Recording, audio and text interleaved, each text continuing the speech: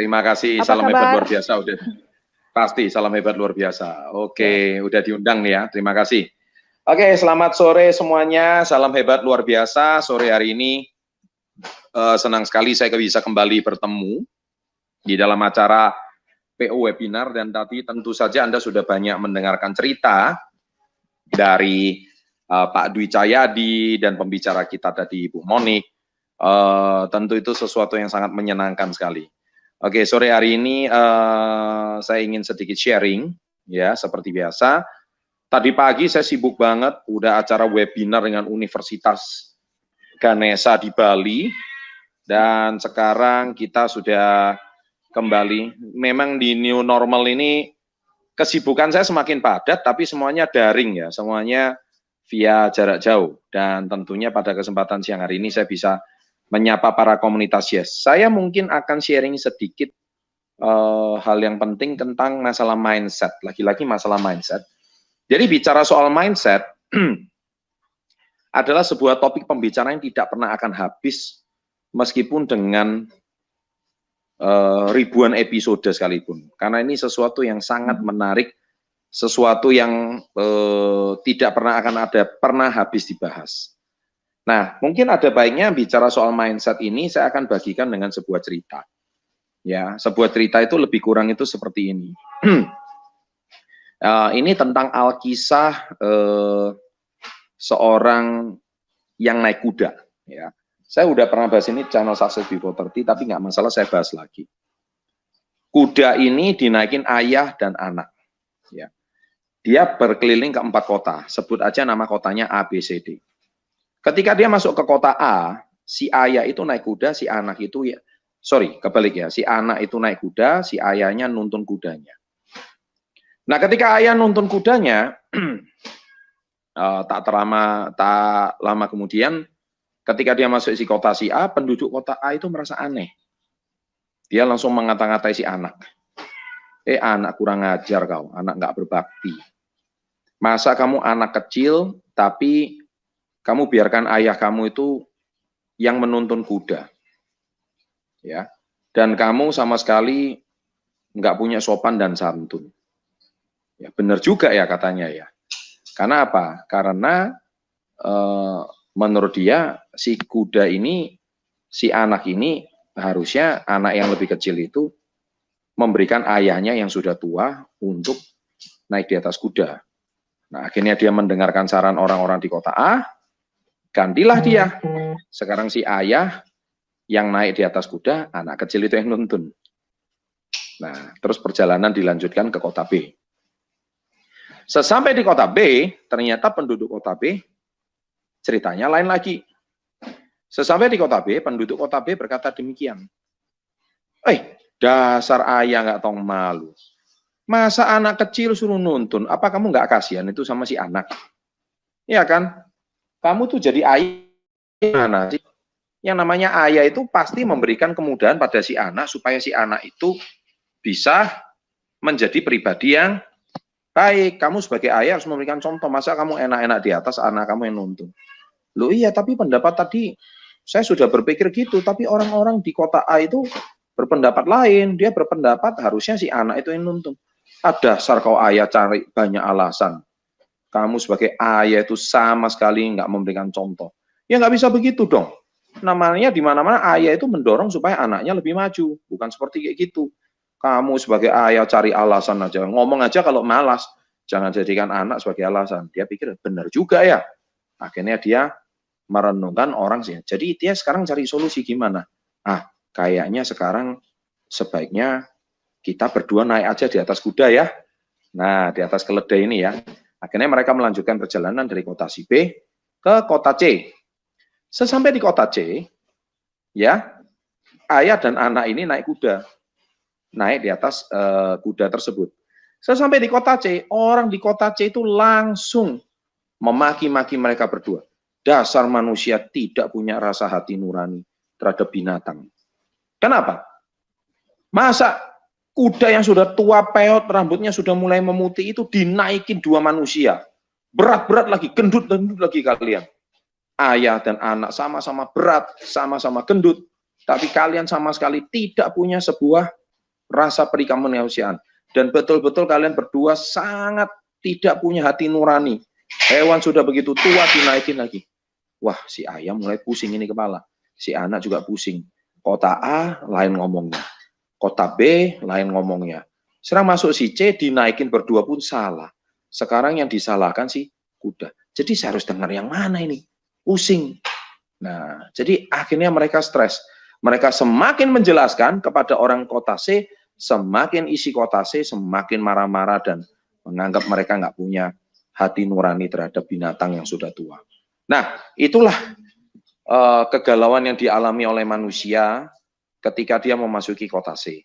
Sesampai di kota C, akhirnya si ayam memutuskan, daripada kita dimaki-maki di sini stres, ayo sudah kita lanjutkan ke kota D. Anda tahu apa yang terjadi sampai kota D? Ini jawaban yang paling lucu. Mereka berdua mengangkat kuda itu tersebut digendong naik ke kota D. Jadi giliran kudanya yang digendong dan mereka berdua. Apakah sampai kota D masalah jadi selesai? Nah, saya rasa jawabannya juga tetap tidak. Seperti yang bisa Anda tebak, sampai kota D, ya si kota D, orang-orang berkata, dasar manusia bodoh. Ya kan?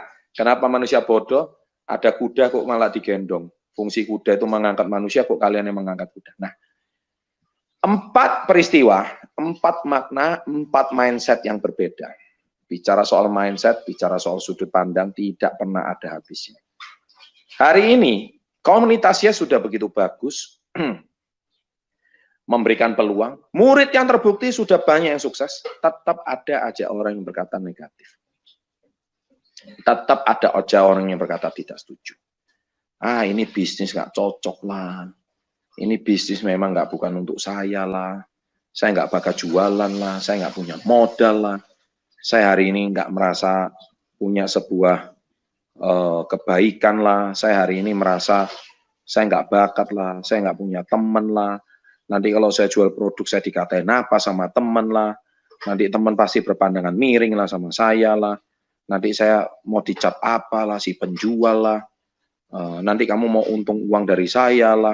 Nah, kata-kata seperti itu pasti akan Anda terima seperti ketika Anda menaiki kuda itu tadi. Setiap kota yang Anda naiki, pasti Anda dapat jawaban yang berbeda. Apapun yang Anda lakukan tetap salah di mata mereka. Itulah kita bicara mindset. Nah, apa peristiwa yang bisa kita pelajari dari cerita kuda ini tadi? Satu hal yang saya bisa pelajari adalah, saya cuman nggak bisa bicara banyak, kecuali saya bicara soal apa yang bisa kita dapatkan dari makna kisah itu tadi. Hanya satu, makna kisah tadi itu bisa menjadi sebuah kisah yang sangat bagus, asal satu hal. Kita kadang-kadang nggak bisa terlalu peduli apa kata orang.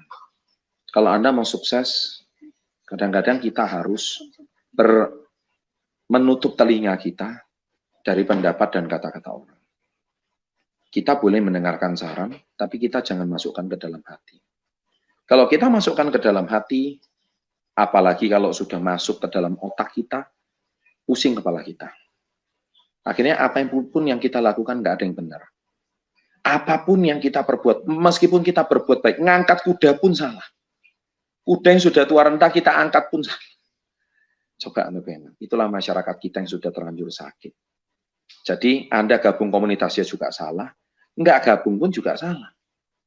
Ada pandemi salah, nggak ada pandemi lebih salah lagi. Jadi kita mau ngapain nih sekarang?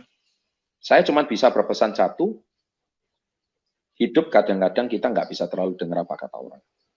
Hidup terkadang kita harus fokus dengan apa yang kita yakini, tutup telinga Anda dengan apa yang Anda kerjakan, fokus pada visi Anda, dan itu tidak mudah.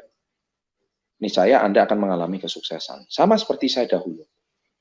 Sewaktu saya memulai bisnis saya 22 tahun yang lalu, wah semua teman saya meninggalkan saya. Ya, semua orang meragukan saya. Murid les saya, orang tuanya berkata apa? Chandra, kamu pikir baik-baik sebelum kamu memutuskan jadi guru les. Muridmu sudah banyak. Kamu hari ini kalau tinggalkan, kamu kehilangan penghasilan.